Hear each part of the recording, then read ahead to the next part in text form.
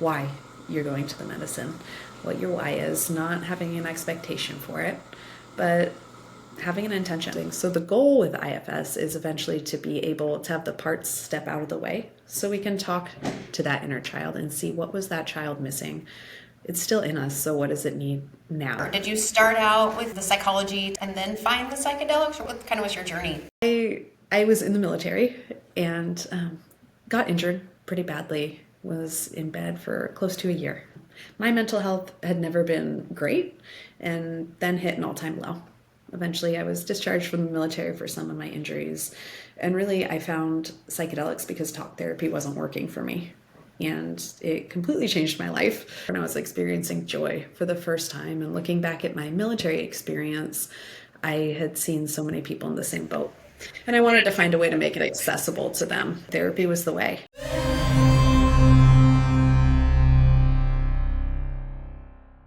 Hello, welcome Amber Cress to a Call to Healing podcast. So happy you're here. Thank you. Thank you so much for having me.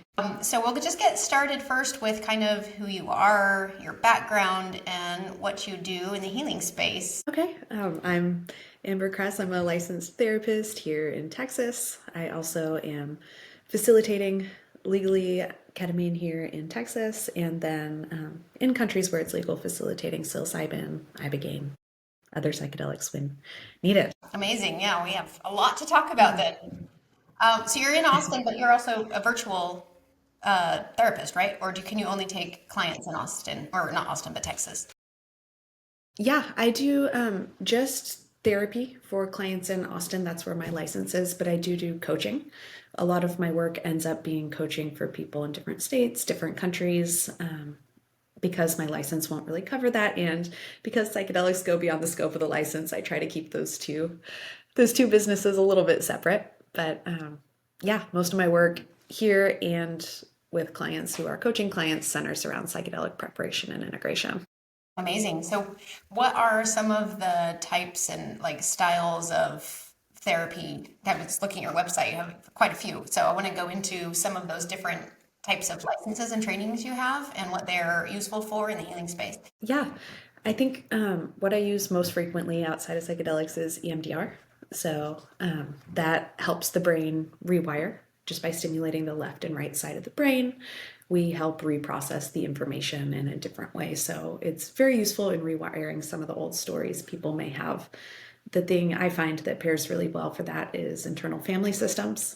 So looking at someone's internal world and what all the different parts are trying to achieve. Maybe they're not the most efficient at their jobs. So giving them new jobs, new ways to reach those goals more efficiently, and helping hardwire that in with EMDR and also somatics. What does it feel like for the body to experience things in one way? And what are those body sensations telling you? Amazing. So EMDR it's done through talking, or there's something with the eyes, or what is EMDR like more specifically? There's a couple different ways to do it.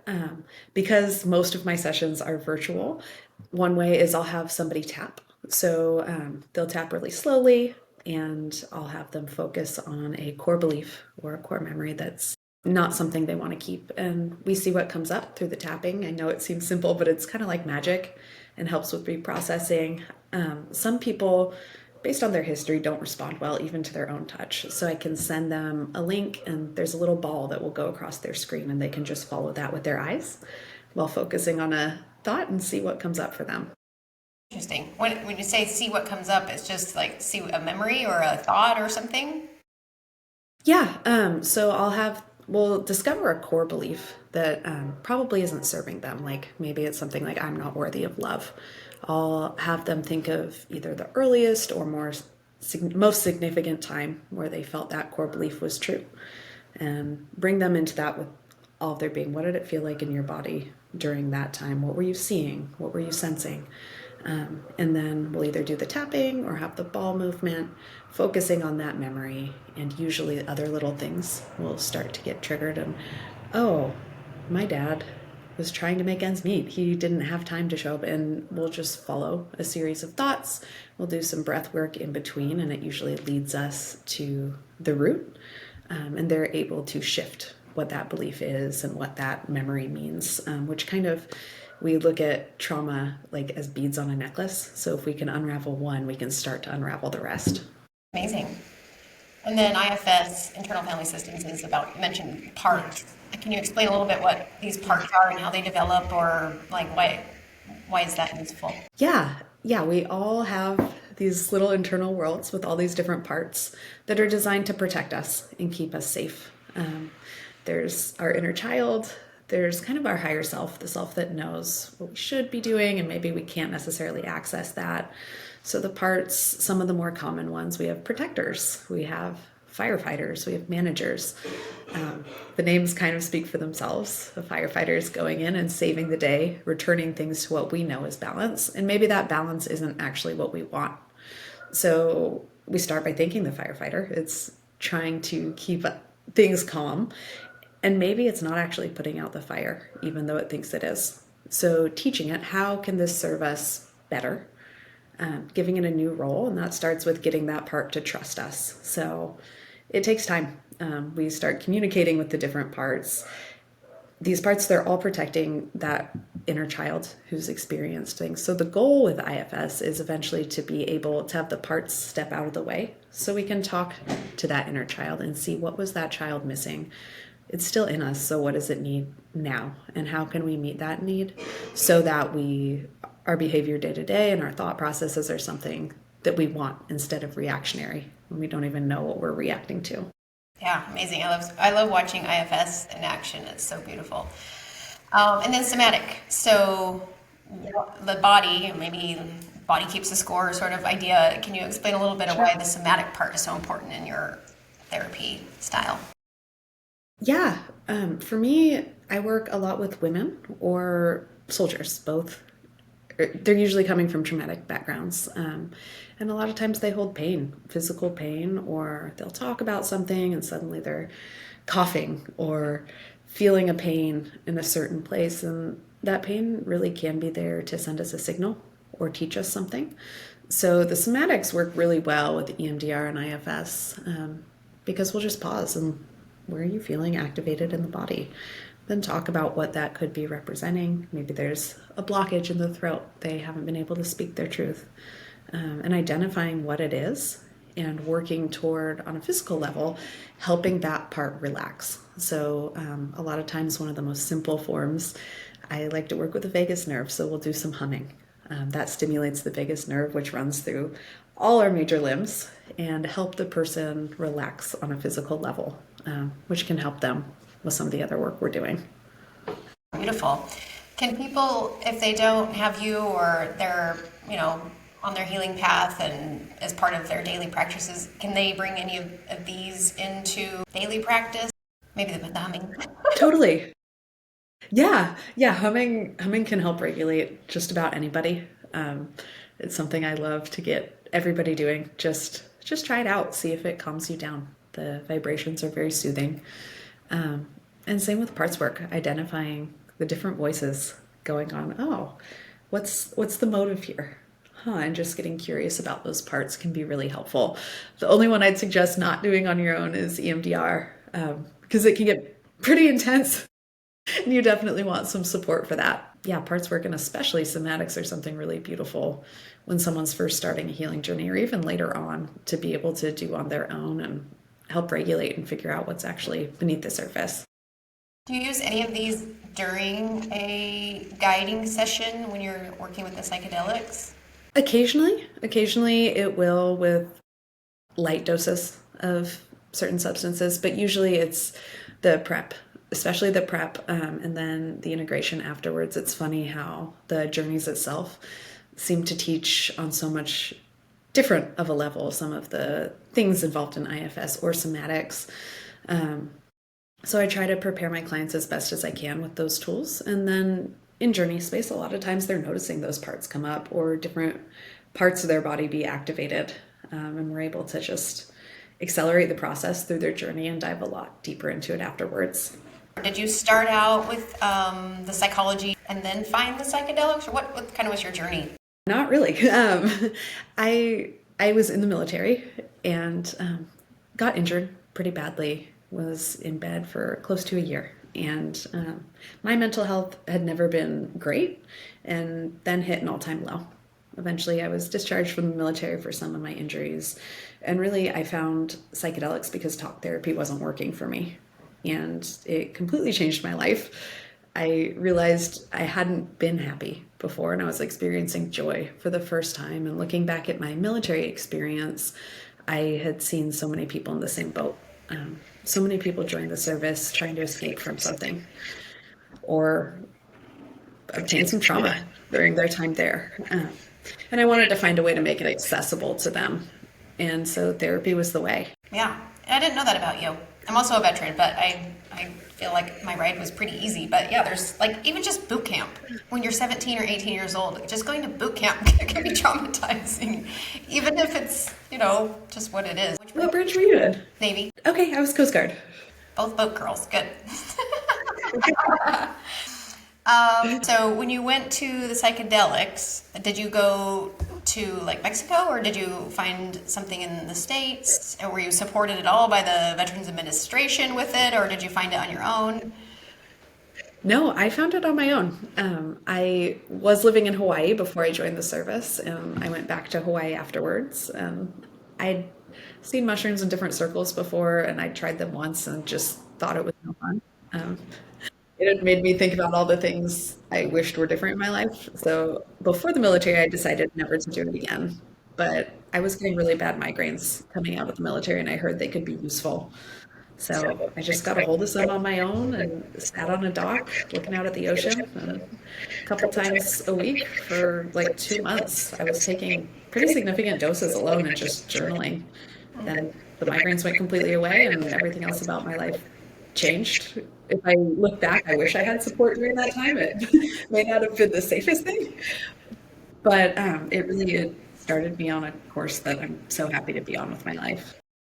I think that is common. It's like I come across a lot of people that are looking, they read the research, they hear something online, and it kind of plants a seed, and then they seek it. And a lot of people, I think, end up alone on their first journeys or whatever. If anybody's listening and that might be them, what do you recommend? Are there resources? Like maybe they're not in Austin, they can't call you, or maybe they can because you're a coach and you can do it virtually. But what do you recommend when people are just starting and maybe they don't have a circle of friends, they can't source the medicine, they don't have a sitter? What do you recommend is like the first step or two? The first step or two from a safety standpoint, I would suggest Fireside Project. It's a wonderful organization. I used to volunteer with them, but they have lots of volunteers at all hours. And if you're feeling like you're in a psychedelic crisis, not knowing what to do, and even if you need basic integration afterwards and just don't have anybody in your life, it's a free line. You can call, you can text, and somebody with psychedelic experience will be there with so much love to kind of help you out. And really the other thing is getting in touch with your breath, getting the basics of breath work done before going into a psychedelic space. You can always come home to that. You can always come back to humming. And really these small tools allowing you to regulate. Part of what you're trying to do in a psychedelic journey is teaching yourself to self-soothe and reprocess some of the things from your past when you're doing this from a therapeutic lens. So getting really, really strong in those basic tools, it's kind of like a big test if you can still use those, implement those in the psychedelic space. So I would suggest that as a basis to really build your confidence in yourself coming out a journey. Okay, so Fireside Project is if you're in the medicine and you're struggling. So, but that probably Yes. isn't the recommendation, that's just the lifeline. That's the lifeline. Have a lifeline. The somatics and learning to work with your breath, maybe that's something they can do before they go to Yes. the or the mushroom or whatever, and learn how to regulate a bit just on their own first, so they can use that tool better. But in the ideal situation, if somebody is looking to do, let's say, a moderate to large dose, what do you recommend they do starting now to when they would journey? Yeah, preparation is such a big thing. So getting clear on why you're going to the medicine, what your why is, not having an expectation for it, but having an intention, having some sort of guidepost. What's bringing you to this? I would recommend setting up aftercare afterwards. How am I going to create space for me to integrate what I learned during this experience? I've seen a lot of people go into medicine really wanting to heal and feeling like they get such beautiful insight from it. And then they're so excited they don't think they need to have things in place afterwards. And that's the most important part for sustainable change. So getting things like that set up, even if you're doing it alone, having someone know where you are and what you're doing, some sort of safety precaution I would definitely recommend. And the somatics, get in touch with your body, with your breath. Give yourself a safe setting and breathe. Do you think it's, if someone has the means and they're really wanting to do it, do you think it would be better for them to have a psychedelic coach and a sitter or a guide or something? Is that better than being alone, or do you think being alone is just as effective or safe? Having a guide is definitely more effective and safe. I would definitely suggest that, especially for beginners, or even if you're not a beginner, if you have something in your life you're looking to change, having an outside reference just to guide you back to yourself can be really beneficial. Choosing to embark on a journey where you're in a different reality, and sometimes things can get distracting or confusing, and having somebody to hold up that mirror so you can see yourself will help you have the best chance of success in this space. Yeah, it can be very confusing for sure. So I want to hear a little bit more about your work here with the ketamine. What is ketamine? What does that look like if someone, they don't want to work in the underground, or they don't want to go to Mexico or somewhere else to do it legally? Maybe ketamine's accessible. What does that look like? Yeah, ketamine is the legal option. I see a lot of clients who now some of the VAs are giving them ketamine, which is really exciting. But my work, I was facilitating here, and now I'm just helping with prep and integration. There's a lot of different facilities. It's administered many different ways. I do work with clients who have prescriptions for kind of a microdose, a little lozenge to help replace different SSRIs, antidepressants. So that it just kind of takes off that barrier. Some of the blockages that maybe are preventing them from making progress in therapy. Maybe they're looking to get off medication.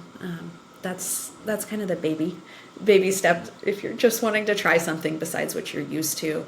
There's intramuscular ketamine, there's IV ketamine, which will give you more of a journey experience and can be very, very useful for a variety of things. I would recommend for those going to a clinic, having a sitter. I'm not a nurse, so I can't do that part by myself. But there's a lot of clinics where you can go and have that experience, and really being prepared. That's where someone like me comes in, prepared for that experience. What am I hoping to get out of this? How am I going to keep these results going? And then afterwards, someone to keep you on track. I find that's some usually the path I'd recommend. clinics do better than others with the prep and the integration. So it is, when we do this work, we have to kind of take responsibility for ourselves, I think. Just because there's a clinic serving ketamine does not mean it's structured and you get all the support you need. So that is one thing I would recommend for people to research the clinic they're going to if they do have that support. And if they don't, I guess they call you. Totally. Yeah, there are a bunch of clinics where you can just go get an IV and go home. I've walked into some that have TVs on while people are under the influence of ketamine, which people don't know. So Right. Some of the basics, even if you're going to go in a clinic where you're just getting an IV and going home, bring in your own playlist, bring in your own eye mask. Take this seriously. It's a chance to start reprogramming, and you can get as much out of this as what you decide to put into this. So, researching clinics, talking to people in the space, I'd highly recommend. Yeah, that is crazy. The TV, wow. It's just like the basic stuff, screens and Yeah, watching the news. oh, that would be the worst thing. My goodness. Yeah, and just people don't know. They don't know what they don't know. So, yeah. What are some, if people are looking into this, if they're listening to this podcast, maybe they're already kind of on the way to the healing. If they're brand new to it and I think this could be good for me, and they wouldn't even know that a screen is bad. I don't know, are there books or podcasts, or what would you recommend? I mean, How to Change Your Mind is a beautiful documentary series. Like, just for people, because we really need to take responsibility for our own healing. Yeah. And you go Yeah. pay a bunch of money to get some sort of medicine given to you, but at the end of the day, that doesn't heal. The Yeah. medicine opens, but we have to do everything else. So how do people educate themselves so they can be their best advocate for themselves? There is literature out there now, which is great. Series like How to Change Your Mind, really, really great. Talking to people you trust or know in the space, people with great reputations, that can be really helpful. And really looking at psychedelics as an accelerator for your healing. They're not going to do all the work for you, like you said. People have to take responsibility for their own healing. So it's asking yourself those questions. Would I listen to music with aggressive lyrics? Would I watch the news if I was working on my healing? Do I think that would be helpful? And anything that would not be necessarily helpful to you in a sober state is definitely not going to be helpful for you in an altered state. So Putting into their own intuition, maybe? yeah, their own intuition. And this space is all about intentionality. So it's the little things that can make so much of a difference. So even if you know a ketamine therapist and maybe you don't necessarily trust them or get along with them, is that going to be in the back of your mind in an altered state? Is that a distraction that you really don't need? Looking at the little details, because those, even afterwards, those are usually what shifts after a psychedelic journey, the little details in your life. So starting to look at those before journey can make a big difference afterwards. I would love to learn and hear what you have to say about ibogaine in general, and then the experience and all the things. Yeah, I'm working with a clinic called The Mission Within down there. It's a smaller clinic, focused mostly on veterans. We do take civilians as well. It's absolutely wonderful. We work with ibogaine and also 5-MeO-DMT. So on a Friday, I will meet a group of participants in San Diego, and we will all load up in a big white van and drive across the border to Mexico. It's a funny feeling. We work with a lot of special forces and highly trained assassins.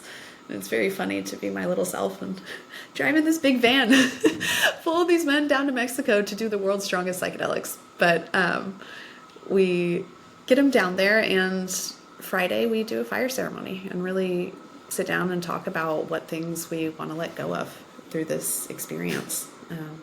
Before getting down to the facility, we're stopping at a medical clinic, getting them final heart checks. We're also just testing for any substances. It's really common that people are trying to cover things up when they've been through so much, and we have to have at least a little gap for ibogaine to be safe. So after the fire ceremony, it's pretty fast. On Friday, they are taking little pills that are specific to their weight, and they're in the ibogaine journey.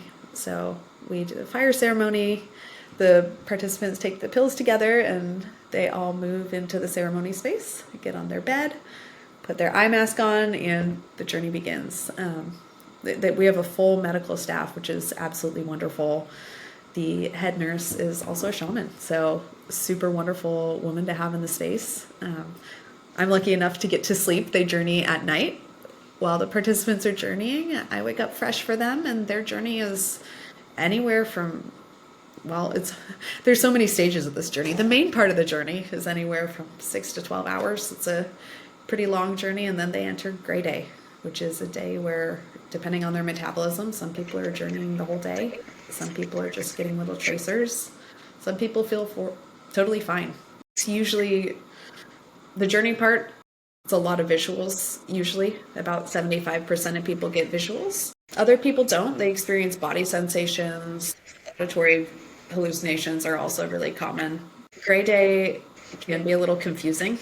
Ibogaine's such a defragmentation system that they're just thinking of all these visuals that don't totally make sense. And they're like, why did I do this? This feels like the worst hangover of my life. Saturday's a really calm, relaxing day. Maybe we have dinner, maybe we don't.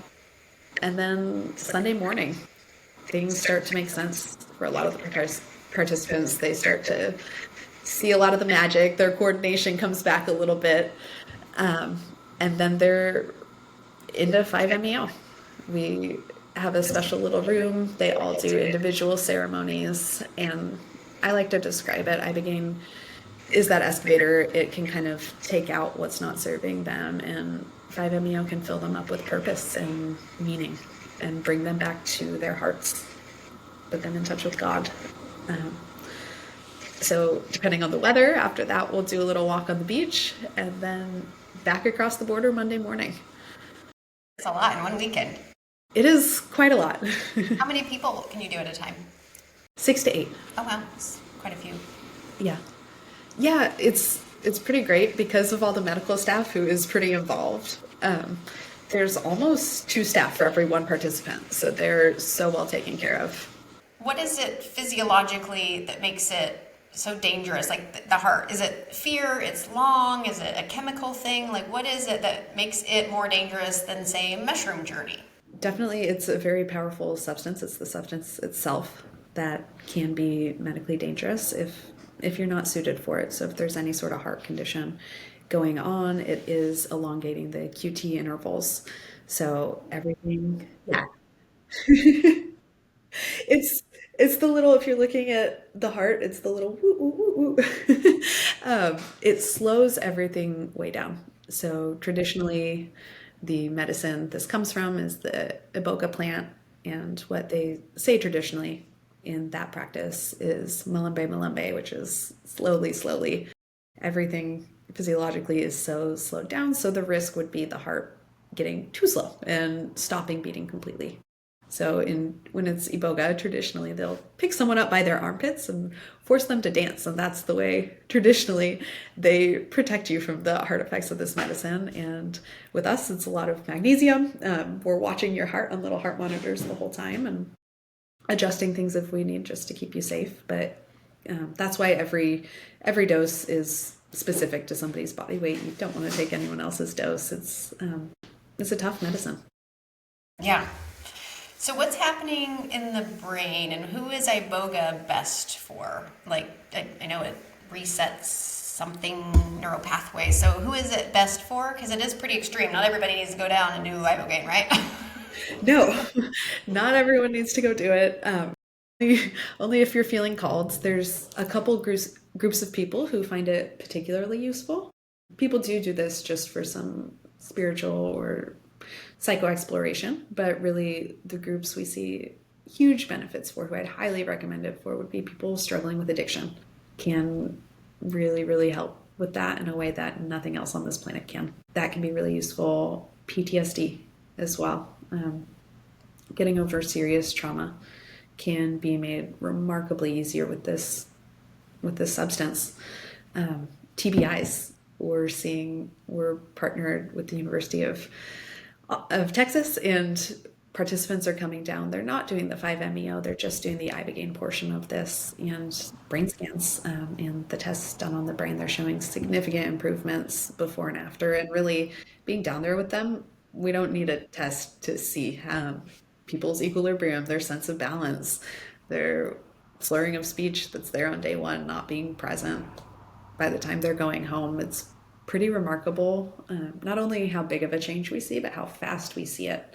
And the results continue to build afterwards. So unlike other things, the noribogaine, it stores in the liver for a while, up to 2 or 3 months after ingestion. So someone struggling with addiction still has some of that support. Someone whose mind, the pathways with PTSD go to specific places, they have a lot more ease. It's not like it's the easiest thing in the world, but there is significantly more ease in forming new neural pathways, having the brain route different ways instead of where it's been going. It's been making the person suffer for so long. When you say addiction, is it all addiction or opioids specifically, or just all addiction, even alcohol or sex addiction or Yeah. anything like that? Okay. Opioids are what it's known for, alcohol as well, some of the bigger addictions we see. But we've had people come through for all sorts of addiction. It could be porn addiction, it could be addiction to marijuana. It really, that whatever it is that is causing you to form an addiction, it's usually looking to either cover something up or protect something or maybe it's, yeah, it's usually a coping skill. Or maybe it's something you've seen from your family, you've normalized. Whatever it is, it takes you straight to the root of that and helps you deal with that. Do you see people, like, what is the success rate? How many go back to suffering, whether it's an addiction or PTSD, or how many have to come back down and do a second experience? It's different depending on what the issue is. For some of the harder substances people are addicted to, it's not uncommon for people to come through more than once.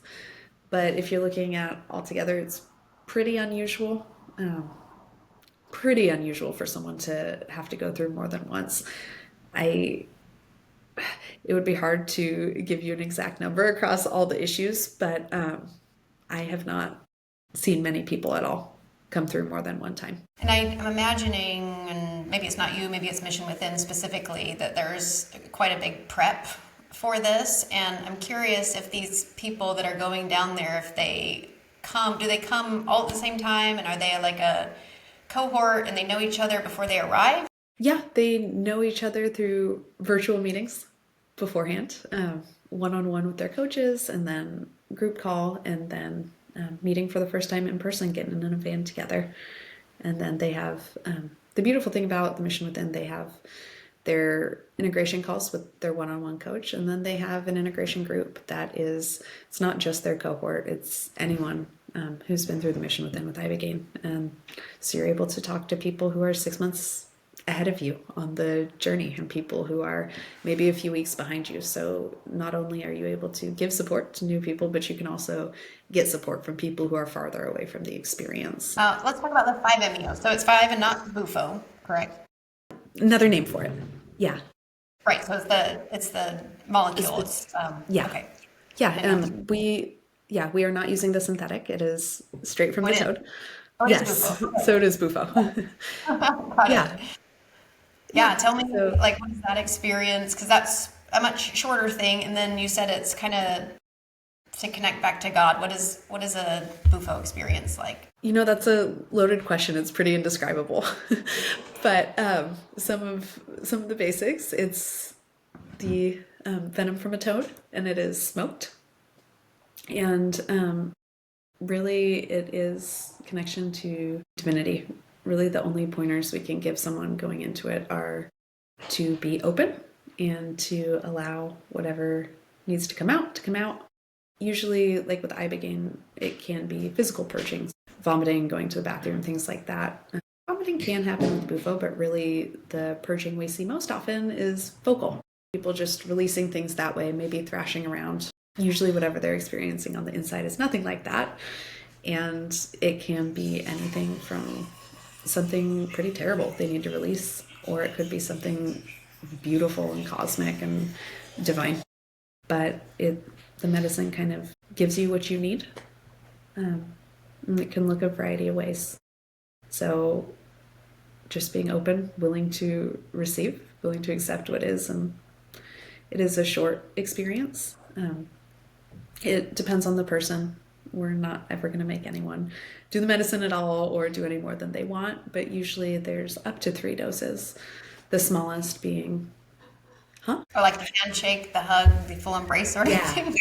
yeah, yeah, yeah. So we start someone out, and sometimes that first dose, like you said, the handshake, it's a low dose, but sometimes that's enough, especially coming off of Ibogaine, which is resetting so many things. After Ibogaine, a lot of times people can't handle decaf coffee. So going to something like Bufo, they really don't need very much. And yeah, it's such a radically different experience from what they just had. A lot of our participants, this is their first time ever with psychedelics. And sometimes that first dose, they're getting what they need, whatever that looks like. Sometimes after that first dose, there's still more to the story, and only the person knows. We don't know that. So they can ask for more, and they can go deeper. And when they're done, they're done. Afterwards, it's really a time to be with self for a little while and process. It's a very, very big experience.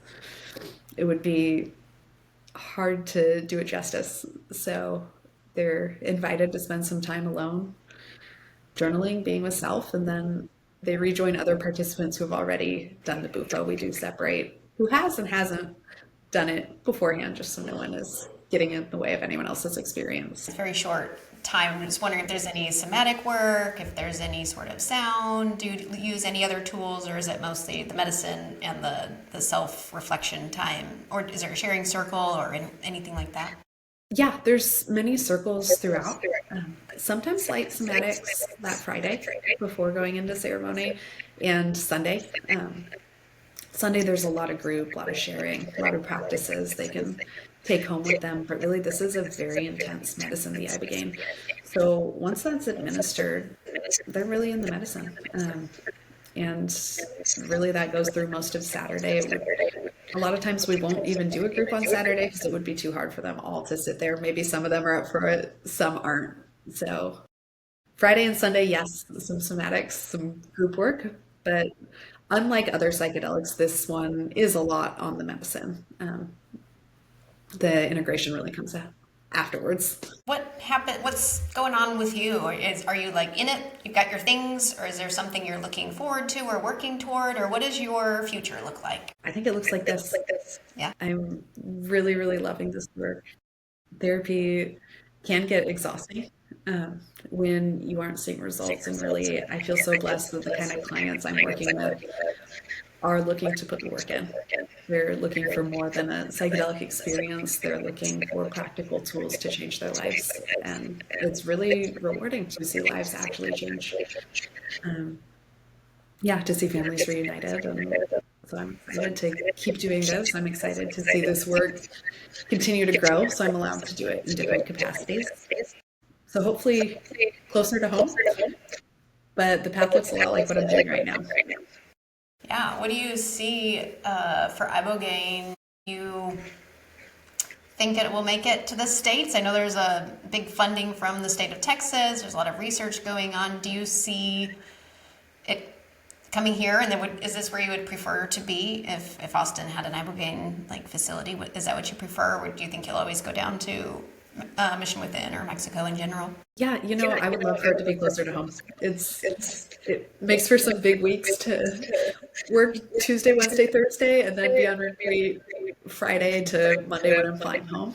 Um, it would a lot of people with PTSD also convincing them to leave the country to ingest a substance that they've been told is medically dangerous can be pretty challenging. So I think it would provide a lot more access to people who actually need it, having it here.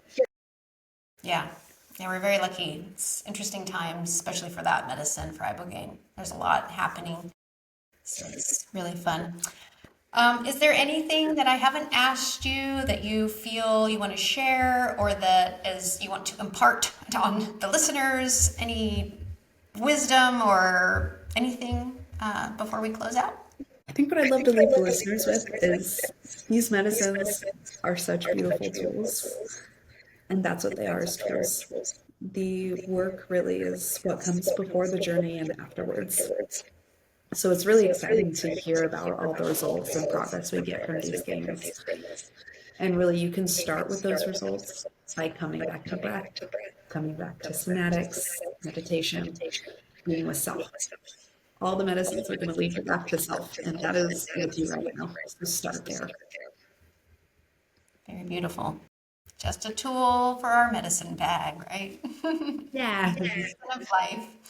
Well, thank you so much for taking time out of your day to chat with me. And I'm sure there's a lot of information in this podcast that will be useful for people. So thank you so much for sharing your wisdom. And I'm in Austin, so hopefully I'll see you around. Yeah, definitely. So nice to chat with you. All right. Enjoy your day. Talk soon. You too. All Bye. right. Bye.